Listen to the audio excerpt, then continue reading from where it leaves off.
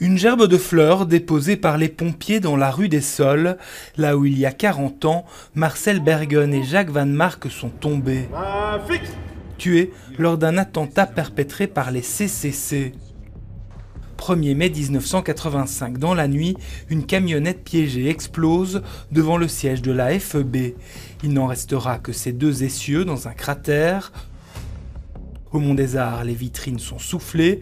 Ces tracts avaient annoncé l'explosion, mais une mauvaise communication avec la gendarmerie coûtera donc la vie aux deux pompiers. Les pompiers sont arrivés un peu trop tard et donc deux pompiers ont perdu la vie.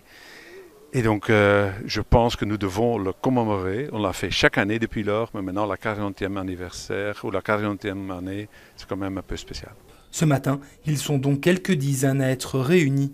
Pompiers, familles et autorités pour se souvenir. Depuis 1973, où le corps des pompiers était unifié à Bruxelles, c'est 9 pompiers qui sont morts dans le cadre de leur fonction, de dire que ces gens se battent toujours pour nous, pour venir sauver, ils n'ont pas de couleur politique, ils sont là pour aider les citoyens, quels qu'ils soient. Car à l'époque, l'attentat de l'organisation clandestine d'extrême gauche vise clairement le patronat. La date, le 1er mai, n'est pas choisie au hasard.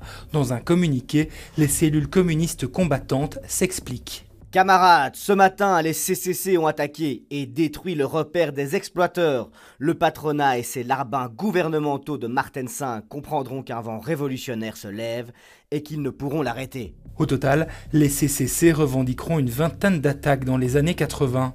Les 4 auteurs, Pierre Carrette et ses complices, seront condamnés à la perpétuité, tandis que les 2 pompiers tombés en intervention recevront des funérailles nationales à la basilique de Kuckelberg.